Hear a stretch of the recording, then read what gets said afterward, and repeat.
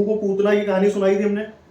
अब आगे का हिस्सा, पूतना को कन्हैया मार देते हैं, ठीक। उसके बाद कंस यानी कि कन्हैया के मामा, कंस को पता चल जाता है कि ये वही लड़का है जो मेरा अंत बनकर आया है, ठीक है।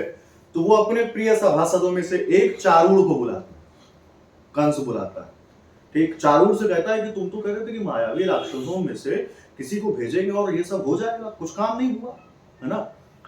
फिर चारूड़ से कहते हैं कि तुम अगली सुबह तक एक ऐसा व्यक्ति लेकर आओगे जो मेरा एक काम करेगा, ठीक है।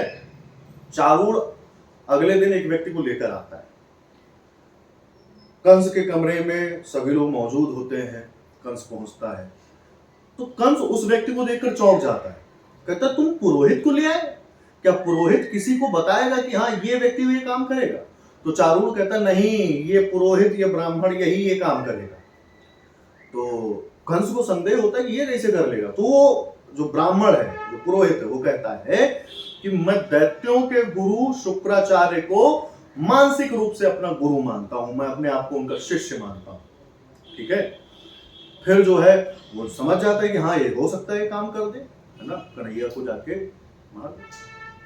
फिर क्या होता है कि वो ब्राह्मण सिद्ध करता है एक राक्षसनी को, एक राक्षसनी आती है। फिर दरिद्र ब्राह्मण बनकर गोकुल पहुंचता है।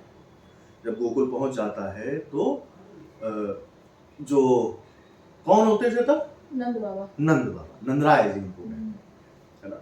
तो नंदराय जी के घर के सामने पहुंचता है और नंदराय जी और यशोदा मैया साथ में होते हैं। नंदराय जी एक गोष्ठी में जा रहे होते, गोष्ठी मतलब एक बिल्कुल कार्यक्रम, लोगों की बैठक, उसमें जा रहे होते हैं। तो वो जो वही ब्राह्मण, वही पुरोहित, वो उनके घर के सामने पहुंचता है, कहता है भिक्षा, मतलब भीख, कुछ दे दो, कुछ दे दो, ठीक है। फिर क्या होता है कि नंदराय जी आते हैं, कहते हैं कहाँ से आए हो? तो वो कहता है कि मैं बानासुर के राज्य से आया हूँ। तो उन्होंने कहा बीच में तो मथुरा भी पड़ा होगा, क्या तुमको वहां से कुछ नहीं मिला? तो वो कहता है वो अधर्म की नगरी हो गई है, वहां कुछ नहीं मिला, वहां लोग देने से डरते हैं, है ना। तो नंदराय जी को उस पर तरस आ जाता है, ठीक। नंदराय जी कहते हैं कि इनको इनके खाने पीने की पूरी व्यवस्था करो और उसके साथ ही इनको जाते समय कुछ दक्षिणा भी दे देना। ये कहते हैं यशोदा मैया से, ठीक है। अब जब ये बातें कह देते हैं उसके बाद वो गोष्ठी में चले जाते हैं। अब यशोदा मैया उस ब्राह्मण को लेकर घर के अंदर जाती हैं, ठीक। वो ब्राह्मण कहता है कि एकादशी में है ना मुझे साफ सुथरा रूप से खाना खिलाना। तो यशोदा मैया और मैया रोहिणी, ठीक है, ये दोनों जाते हैं कहां पर? रसोई में, उसे साफ करने पे, उसके बाद खाना पकाने। लेकिन आंगन में जहां पर ब्राह्मण रुका होता है, जहां बैठा होता है, वहां पर कन्हैया और बगल में बलदाऊ का पालना पड़ा होता है और उसमें कन्हैया और बलदाऊ लेटे होते हैं। फिर वो जो पुरोहित होता है वो राक्षसनी को आह्वान करता है, बुला लेता है। राक्षसनी जैसे ही कन्हैया की ओर आगे बढ़ती है, ठीक है, तो राक्षसनी का अंत हो जाता है, राक्षसनी मर जाती है। फिर वो जो पुरोहित है वो प्रयास करता है। तो कन्हैया बलदाऊ से कहते हैं कि इसका क्या करें दाऊ? तो दाऊ कहते हैं आप बताओ क्या करना है। तो कन्हैया कहते हैं कि ब्रह्म हत्या नहीं होनी चाहिए, तो चलो इसको अपंग बना देते हैं, ठीक है। तो वो जो ब्राह्मण होता है उसके हाथ पैर मुड़ जाते हैं, उसका मुंह टेढ़ा हो जाता है, इस तरह से कन्हैया उसे मारते हैं, ठीक है। मुंह टेढ़ा हो जाता है, जान से नहीं मारते क्योंकि ब्रह्म हत्या हो जाती है, ठीक।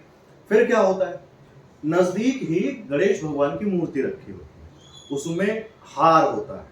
वो हार अपने आप उड़ के उस ब्राह्मण की कमर में, उसकी धोती में घुस जाता है और उसके बाद एक मटकी आती है मक्खन से भरी, वो उसके सर पर टकरा जाती है और इसी दौरान आ जाती है माता यशोदा और रोहिणी माता।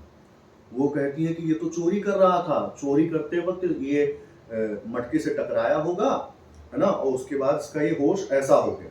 वो चिल्लाती, तो गोकुलवासी अंदर आ जाते हैं, गोकुलवासी उसे पीटते हैं, है ना। इसी बीच नंदराय जी आते हैं। नंदराय जी कहते हैं कि दरिद्रता के कारण भी, मतलब गरीब होने के कारण ऐसा कर रहा होगा, इसे मारो नहीं, इसे पीटो नहीं, इसे जाने दो। और वो हार भी उस गरीब ब्राह्मण को सौंप देते हैं। वो ब्राह्मण असल में गरीब होता नहीं है, वो मारने आया होता है, उसको लालच होता है कि वो कंस से बड़ा पारितोषिक, मतलब बड़ा इनाम लेगा इसके बदले। लेकिन उसको क्योंकि कन्हैया उसको उल्टा सबक सिखा देते हैं, है ना। तो ऐसा होता है। और पता है वो जो वही जो पुरोहित है, जो ब्राह्मण है, वो पता है क्या सोच रहा होता है कि वो जो कंस है ना, कंस से एक राजमहल लेगा, है ना, जिसमें शुक्राचार्य का बड़ा सा मंदिर बनाएगा। जब वो वहां से निकल रहा होता है मथुरा से, तो वो कह के आता है, अपने शुक्राचार्य की मूर्ति के पैर छू के आता है, कहता है कि अगर मैं इस काम में सफल रहा तो एक बड़ा सा महल होगा, उसमें आपका बड़ा सा मंदिर होगा। लेकिन उस दौरान वो जो शुक्राचार्य की मूर्ति है वो गिर जाती है, एक तरह से इशारा देती है कि तुम गलत करने जा रहे हो, लेकिन फिर भी वो नहीं रुकता क्योंकि वो लालच में होता है। कंस कहता भी है कि अगर लोभी हो गया पुरोहित या ब्राह्मण, है ना, तो वो बहुत खतरनाक होता है, ठीक। और लोभ के कारण उस पुरोहित की ये दशा हो जाती, कन्हैया उसका ये हाल कर देता है।